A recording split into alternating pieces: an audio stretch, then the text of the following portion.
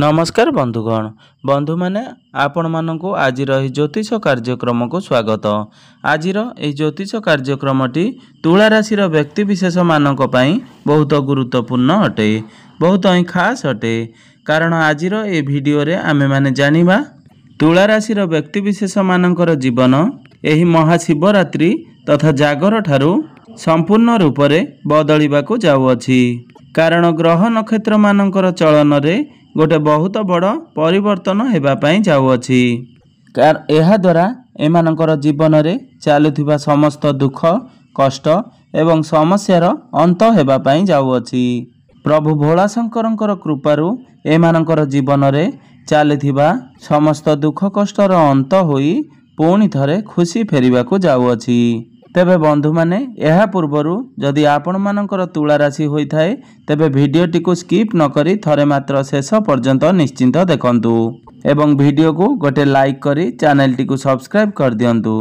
एवं आपण माने जदि प्रभु भोला शंकर को सच्चा हृदय रे भक्ति करुथांती विश्वास करुथांती तेबे भक्ति एवं श्रद्धार सहित कमेंट बॉक्स रे ओम नमः शिवाय हर हर महादेव अवश्य लिखि दियंतु। तेबे बंधु माने आसंतु आरंभ करिबा आज रही कार्यक्रम जहाँकि जन्म राशि चंद्र राशि उपरे संपूर्ण आधारित अटे। बुध शुक्र एवं सूर्यंकर राशि परिवर्तन हेउअछि जहा द्वारा आपणकर जीवन रे किछि बड़ हेबा पई जाउअछि। एही महाशिवरात्रि तथा जागर ठारू आपणकर जीवन रे चालुथिबा समस्त दुख कष्टर अंत हेबा पई जाउअछि।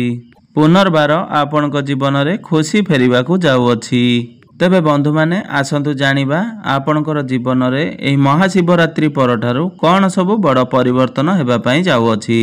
पूर्वरु आपणकर स्वास्थ्य जनित समस्या लागी रहुतला, स्वास्थ्य बारंबार खराब हेउतला, आपणकर आर्थिक स्थिति ठीक नथिला, धन जनित समस्या देखा देउतला, आपण धार करज करथिले बा ऋण नहीं ऋण सुझी पारु नथिले, ऋणर भार आपणक उपरे बढ़ी जाइथिला, आपणकर गृह परिवार रे खुशीर वातावरण नथिला, सर्वदा अशांति लागी रहुतला, आपणकर शिक्षा क्षेत्र रे समस्या देखा देउथला, आपणकर अजथारे खर्च होई जाउथला, समाज रे आपणकर मान सम्मान पद प्रतिष्ठा नथिला, आपणको चाकरी प्राप्ति होई पारु नथिला, आपण संतान संतति पई चिंतारे रहुतले, आपणकर व्यापार वाणिज्य रे लॉस हेउथला, आपणकर प्रेम जीवन रे मध्य समस्या देखा देउथला।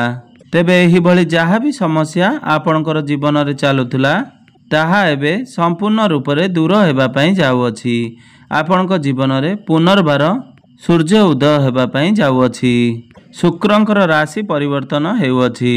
शुक्र जे कि धन कारक ग्रह, शुक्र ग्रह को माता लक्ष्मींकर स्वरूप बोली माना जाए एवं शुक्र हेउचंती आपणक राशिर राश्याधिपति। शुक्र आपणकर कुंडलीर षष्ठ भाव रे उच्चस्थ अवस्था रे विराजमान अछंती, से बहुत मजबूत स्थिति रे अछंती। तेबे बंधु माने कुंडली रे षष्ठ भावटी रोग ऋण शत्रुर भाव होइथाए एवं आपणकर चाकिरीर भाव होइथाए। जेउ व्यक्ति विशेष माने कोनोसी काम कार्य नथिला बा चाकिरीर अनुसंधान रे रहिथिले सेमानकु निश्चिंत भावरे एही जागर परे सुनिश्चित चाकरी प्राप्ति हेबार जोग बनुअछि। शुक्र एही षष्ठ भावरे रही आपणकर कुंडलीर द्वादश भाव को दृष्टि देउछंती। द्वादश भावटी विदेशर भाव होइथाए। आपणकु एही समय कोनोसी एमएनसी कंपनी रु जॉब ऑफर आसी पारे। तेबे बंधु माने जेउ तुला राशि व्यक्ति विशेष माने अछंती बा विदेश रे रही काम कार्य करूछंती किंबा व्यापार वाणिज्य करूछंती सेमानकु सेमानकर व्यापार वाणिज्य रे बा चाकरी क्षेत्र रे अधिक सफलता प्राप्ति हेबो। आपणकु इम्पोर्ट एक्सपोर्ट काम रे सफलता प्राप्ति हेबो। स्टेशनरी शॉप लौह जातीय कंस्ट्रक्शन काम ऑनलाइन किंबा डिजिटल क्षेत्र रे आपण काम करूछंती तो आपणकु बहुत अधिक सफलता प्राप्ति हेबो। एवं आपणकर स्वास्थ्य रे जदि समस्या लागी रहुतला दीर्घ दिन हेबो, जदि आपणक पछरे कोनोसी व्यक्ति विशेष माने क्षति करने को चाहूले किंबा आपणकर कोनोसी गुप्त शत्रु रहिथिले तो सेमानकर दमन सुनिश्चित हेबो। शत्रु माने आपणकर किछि भी क्षति करि परिबे नाही एवं समस्त प्रकार रोगरु आपणकु धीरे धीरे मुक्ति मिली जिवो। आपण निजको हेल्दी मने करिवे। ଆପଣଙ୍କର ସ୍ୱାସ୍ଥ୍ୟ ବହୁତ ହିଁ ଭଲ ରହିବ। ଆପଣ ଯଦି ପୂର୍ବରୁ ଧାର କରଜ କରିଥିଲେ ବା ଋଣ ନେଇଥିଲେ, ଆପଣ କରଜ ଶୁଝି ପାରୁନଥିଲେ, ତେବେ ଏହି ମହାଶିବରାତ୍ରି ପରେ ଆପଣ ସମସ୍ତ ଧାର କରଜକୁ ଶୁଝିବାରେ ସକ୍ଷମ ହେବେ। ଆପଣଙ୍କ ଉପରୁ ସମସ୍ତ ଧାର କରଜର ଭାର ଖସିଯିବ। ଶନି, ସୂର୍ଯ୍ୟ ଏବଂ ବୁଧ ଆପଣଙ୍କର କୁଣ୍ଡଳୀର ପଞ୍ଚମ ଭାବରେ ବିରାଜମାନ ଅଛନ୍ତି। ସୂର୍ଯ୍ୟ ଏବଂ ବୁଧ ଆପଣଙ୍କର ପଞ୍ଚମ ଭାବରେ ରହି ବୁଧାଦିତ୍ୟ ରାଜଯୋଗ ନିର୍ମାଣ କରୁଛନ୍ତି। ତେବେ ବନ୍ଧୁମାନେ, କୁଣ୍ଡଳୀର ପଞ୍ଚମ ଭାବଟି ପ୍ରେମର ଭାବ ହୋଇଥାଏ, ଶିକ୍ଷା କ୍ଷେତ୍ରର ଭାବ ହୋଇଥାଏ ଏବଂ ସନ୍ତାନ ସନ୍ତତିର ଭାବ ହୋଇଥାଏ।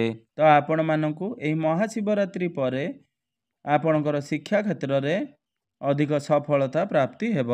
କାହିଁକିନା ପ୍ରେମ ଭାବର ଅଧିପତି ଶନି ଆପଣଙ୍କର ପଞ୍ଚମ ଭାବରେ ବିରାଜମାନ ଅଛନ୍ତି ଏବଂ ସେ ସେଠାରେ ମଜବୁତ ଅବସ୍ଥାରେ ଅଛନ୍ତି। ତ ପ୍ରେମ ଜୀବନରେ ଆପଣଙ୍କୁ ସଫଳତା ଅବଶ୍ୟ ପ୍ରାପ୍ତି ହେବ। ପୂର୍ବରୁ ଯଦି ଆପଣଙ୍କର କଥାବାର୍ତ୍ତା ବନ୍ଦ ହୋଇଯାଇଥିଲା, ବ୍ରେକଅପ୍ ଆଦି ହୋଇଯାଇଥିଲା, ତେବେ ଆପଣଙ୍କର ପୁଣି ଥରେ କଥାବାର୍ତ୍ତା ହୋଇପାରେ, ପ୍ୟାଚଅପ୍ ଆଦି ହେବାର ସମ୍ଭାବନା ବନୁଅଛି। ଆପଣଙ୍କୁ ଭ୍ରମଣ ସୁଖ ପ୍ରାପ୍ତି ହେବ। ପ୍ରଭୁ ଭୋଳାଶଙ୍କରଙ୍କର କୃପାରୁ ଆପଣଙ୍କର ଭଲ ପାଇବା ବିବାହର ରୂପ ନେଇପାରେ। ଆପଣଙ୍କୁ ବିଦେଶ ଯିବାର ସୁଖ ମଧ୍ୟ ପ୍ରାପ୍ତି ହେବ। ଆପଣଙ୍କୁ ଶିକ୍ଷା କ୍ଷେତ୍ରରେ ସଫଳତା ପ୍ରାପ୍ତି ହେବ। ଆପଣ କୌଣସି ନୂତନ ସ୍ଥାନରେ ଆଡ଼ମିସନ୍ ନେଇପାରନ୍ତି ବା ପାଠପଢ଼ାକୁ ନେଇ କୌଣସି ବଡ଼ ନିଷ୍ପତ୍ତି ନେଇପାରନ୍ତି। ଆପଣ କମ୍ପିଟେଟିଭ୍ ଏକ୍ଜାମରେ ବା ଗଭର୍ଣ୍ଣମେଣ୍ଟ ସେକ୍ଟରର ଯେଉଁ ପରୀକ୍ଷା ଦେଉଛନ୍ତି, ଆପଣଙ୍କୁ ସଫଳତା ନିଶ୍ଚୟ ପ୍ରାପ୍ତି ହେବ। ଏହି ସମୟରେ ଆପଣଙ୍କର ଜ୍ଞାନ ବଢ଼ିବ, ବୁଦ୍ଧି ବଢ଼ିବ। ଜ୍ଞାନ ଏବଂ ବୁଦ୍ଧି ବଳରେ ଆପଣ ଆପଣଙ୍କର ପାଠପଢ଼ାରେ ବହୁତ ଅଧିକ ଉନ୍ନତି କରିବେ।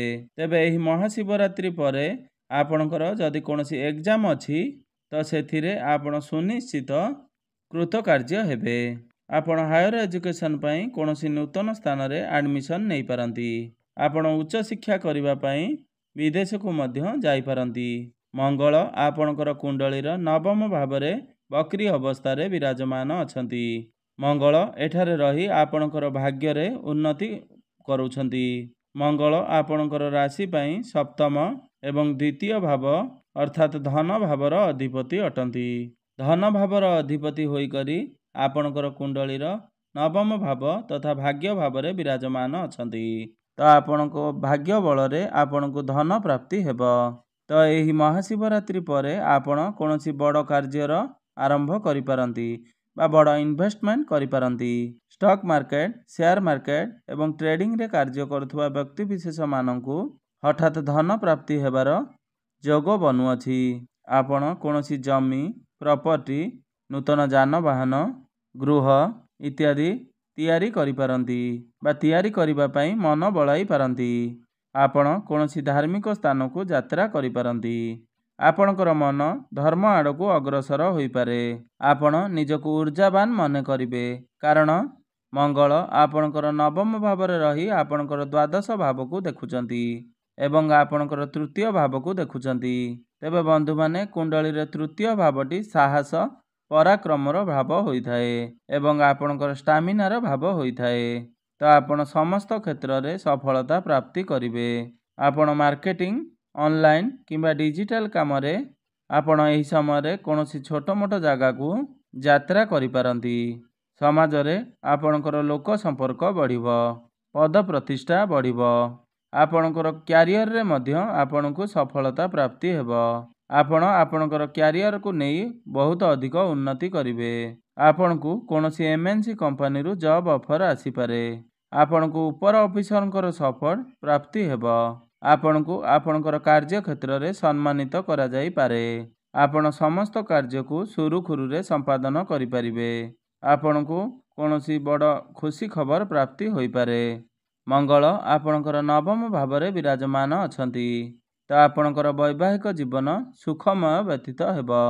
ପୂର୍ବରୁ ଯଦି ଆପଣଙ୍କର ବୈବାହିକ ଜୀବନରେ କିଛି ସମସ୍ୟା ଲାଗି ରହିଥିଲା, ମତାନ୍ତର ଭଳି ସମସ୍ୟା ଲାଗି ରହିଥିଲା ବା କଳି ଝଗଡ଼ା ଲାଗି ରହିଥିଲା, ତେବେ ଏହି ମହାଶିବରାତ୍ରି ପରଠାରୁ ଆପଣଙ୍କୁ ମୁକ୍ତି ମିଳିଯିବ। ଆପଣଙ୍କର ଡେଲି ଇନକମ୍ରେ ଗ୍ରୋଥ୍ ହେବ। ଆପଣଙ୍କର ଲାଇଫ୍ ପାର୍ଟନରଙ୍କର କ୍ୟାରିୟରରେ ଗ୍ରୋଥ୍ ଆସିବ। ଆପଣଙ୍କର ଭାଗ୍ୟରେ ଉନ୍ନତି ଆସିବ।